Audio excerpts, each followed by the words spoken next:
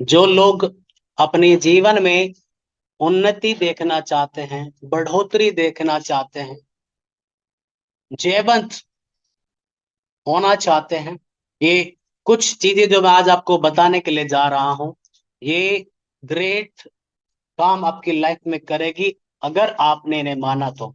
दानियेल 6 उसकी 10 आयत। जब दानियल को मालूम हुआ कि उस पत्र पर हस्ताक्षर किया गया है, तब वह अपने घर में गया, जिसकी उसकी कोठरी की खिड़कियां यरूशलेम की ओर खुली रहती थी, और अपनी रीति के अनुसार जैसा वह दिन में 3 बार अपने परमेश्वर के सामने घुटने टेक कर प्रार्थना और धन्यवाद करता था, वैसा ही तब भी करता रहा। आमेन। चैंपियंस वो नहीं है जो हारे नहीं है। चैंपियंस वो है जिन्होंने हार मानी नहीं है। समझ में आ रहा है? चैंपियंस वे नहीं है जो कभी हारे नहीं। कौन है? जिन्होंने हार नहीं मानी। तो पहला जो आप शुरू करना है वो ये है कि मेरी निरंतरता होनी प्रार्थना में। दानियल लिखा है कि जैसा वो किया करता था अपने अच्छे समय में, अपने बुरे समय में, अपने खुशी के समय में, अपने मुश्किल के समय में, वो जैसा करता था वैसा करता रहा। कि अपनी बीमारी के समय में, अपनी हीलिंग के समय में, अपनी घटती अपनी बढ़ती के समय में, कि अपनी प्रार्थनाओं को कभी ना छोड़ना। एक बहन एक बार मेरे पास में आई कि मेरे लिए हमारे परिवार के लिए प्रार्थना करो, हमारे घर में बहुत कलेश होता है, बहुत झगड़े होते हैं। तो मैंने जस्ट सवाल किया, मैं कि आप प्रार्थना करते हैं? आप मुझसे मांग कर रहे हैं कि मेरे परिवार में झगड़े और कलेश खत्म हो, मैं क्या आप प्रार्थना करते हैं? उसने कहा कि जब भी मैं प्रार्थना करने का विचार करती हूँ ना, जब भी मैं प्रभु में बढ़ने का विचार करती हूँ, कुछ ना कुछ ऐसा हो जाता है मेरे घर में, और फिर मेरा मन नहीं करता, मैं छोड़ देती हूँ। लड़ाई हो जाती है, झगड़ा हो जाता है, कुछ भी करके मैं डिस्टर्ब हो जाती हूँ और मैं छोड़ देती हूँ। मैंने कहा आप खाना नहीं छोड़, आप सोना नहीं छोड़ते, आप नहाना धोना, अपनी हर दिन की दिनचर्या वाली एक्टिविटीज आप करते हो, क्यों आप प्रार्थनाएं छोड़ते हो? समझा? दानियल को जब पता चला कि मेरा प्रार्थना, अगर मैंने प्रार्थना किया तो मुझे जान से मार दिया जाएगा, और उस बंदे पे जस्ट एक एक पल भर की भी चिंता का वो नहीं था। जैसे वो करता था, उसने घुटने टिकाए, थैंक यू, मैं कह रहा धन्यवाद किया। जैसा वो करता था, वो मुझे फर्क नहीं पड़ता हालातों से, क्योंकि हालातों को बदल देने वाले से मैं बात कर रहा हूँ। समझ में आ रहा है कि कई बार हमें क्या लगे, कितने शेर होंगे उस्मान में,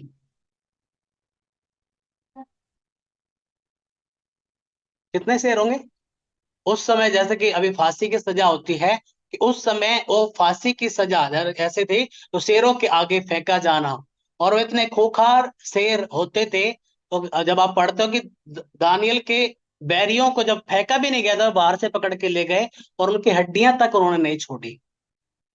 वे जस्ट प्यारे शेर नहीं थे, क्यूट क्यूट से, वे हिंसक थे। ठीक है ना? लेकिन क्या है कि दानियल को हालातों का फर्क पड़ना बंद हो गया। क्यों? क्योंकि हालातों को चेंज कर देने वाले से बात किया करता था। कि जो व्यक्ति परमेश्वर की मौजूदगी में लगातार बना रहना सीख जाए, उसको उसको बेखौफ होता चला जाता है, डर खत्म होता चला जाता है आपकी जिंदगी से। कि अगर आपकी प्रार्थना में निरंतरता नहीं है, आप नहीं बढ़ेंगे, आप जयवंत जीवन कभी नहीं देखेंगे। किसी भी व्यक्ति को पुराने नियम में नए नियम में आप पाए, क्यों वे बढ़े?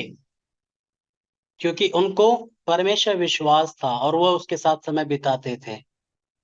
दानियल लिखा है जैसा वो किया करता था, बस जी काम निकल आया। तो कि एक एक्सेप्शन, ओ आज थक गया मैं, ओ आज ये हो गया। आप थक गए हो, आप फिर भी खाना खाते हो। आप थक गए हो फिर भी आप नहाते हो, सब काम आप करते हो, मोबाइल चलाते हो। तो कि अगर आप बढ़ते जाना चाहते हो, चाहे आप थके हुए हो या ना हो, है कि मुझे जो मैं प्रार्थना को समय मुझे देना चाहिए मैं लगातार दूंगा। समझ में आ रहा है? हालेलुया। हालेलुया। शुरू करना है, निरंतर करते जाना है, आखिर तक करना है। उसमें पहला क्या है?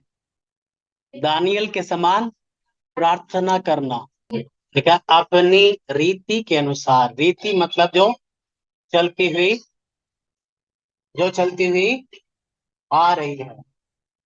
तो वो चीजें कि आप एक दिन में नहीं देखेंगे, लेकिन एक दिन आप जरूर देखेंगे जो आप बोएंगे।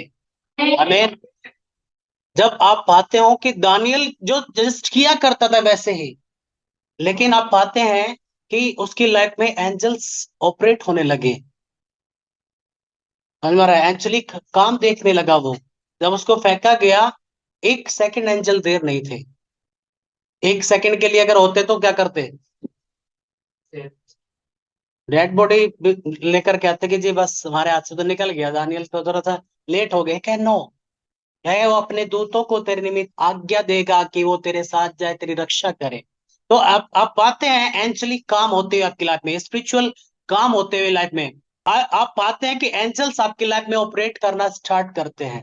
यीशु की लाइफ में आप पाते हैं कि एंजल्स ऑपरेट कर रहे थे। जब वो शैतान से लड़ा, उसको भगाया, ठीक है, कि एंजल्स आए और उसकी सेवा टहल करने लगे। आप कभी वो रिदम नहीं पाते, वो पावर नहीं पाते जो आपकी लाइफ में वो परमेश्वर करना चाहता है। क्यों?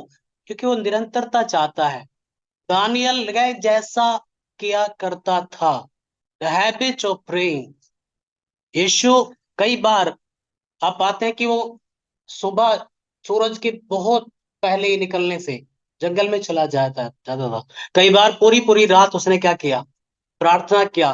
कई बार जस्ट सेवा किया और अपने चेलों को नाव पे बैठा है कि तुम जाओ, कि सर आप कि मेरी फिक्र मत करो।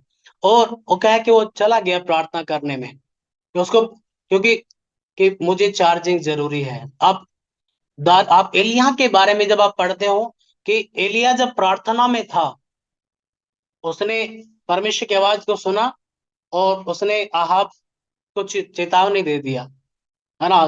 बाल के नबियों को चेतावनी दे दिया। आप दिलेर पाते हो एलिया को। लेकिन जब हमारी लाइफ में थोड़ी सी विक्ट्री आ जाती है, थोड़ा सा ब्लेस हो जाते हैं हम, थोड़ी चंगाई मिल जाती है, हम ढीले पड़ जाते हैं प्रार्थनाओं में। एक आदमी दुखी हो ना, वो निरंतरता दिखाएगा। थोड़ा सा सुकून उसकी लाइफ में आ जाए, आप तो बाद में कर लेंगे। लेकिन क्या हुआ? वो एलिया जो किसी से नहीं डर रहा था, एक औरत ने, इजेबेल ने कहा कि कल तक तुझे जैसे तूने मेरे नबियों के किया हाल, मैं तुझे ऐसा ही कर दूंगी। और तो एलिया भागा।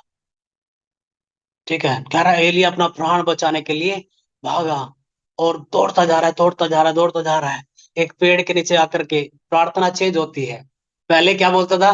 परमेश्वर साबित कर मैं तेरा दास हूं, आग गिरा करके। अब वो कह रहा है कि मैं अपने पुरखाओं से कुछ अच्छा नहीं हूं, मेरे प्राण को ले ले।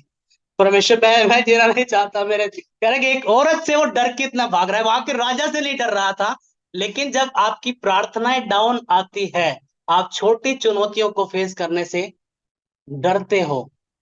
लेकिन जब आप प्रार्थना में हो, आप बड़ी चुनौतियों का सामना करने से भी नहीं सकते।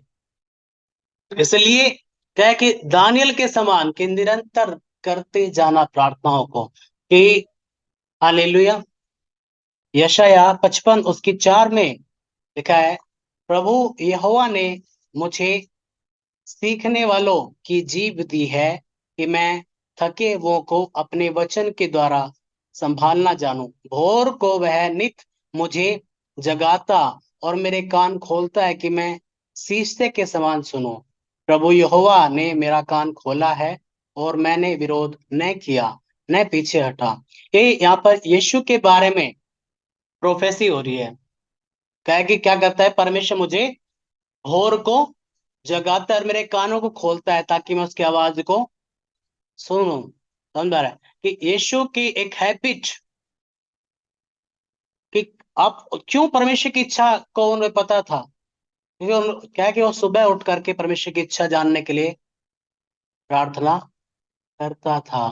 और क्या है कि वो मेरे कानों को खोलता है ताकि मैं सीख सकूं, मैं उसके काम करना जानूं, मैं जो थके हुए हैं उनको संभालना जानो क्या, भोर को वो मुझे नित जगाता है। ये यीशु की आदत थी, सुबह उठ करके प्रार्थना करना, नाइट में प्रार्थना करना। दानियल की आदत थी है कि अपनी रीति के अनुसार दिन में 3 बार। कई बार हमारी क्या है, हम तो बहुत बार करते हैं, प्रभु धन्यवाद इस खाने के लिए, आमीन। प्रभु मैं जाग गया हूँ, धन्यवाद।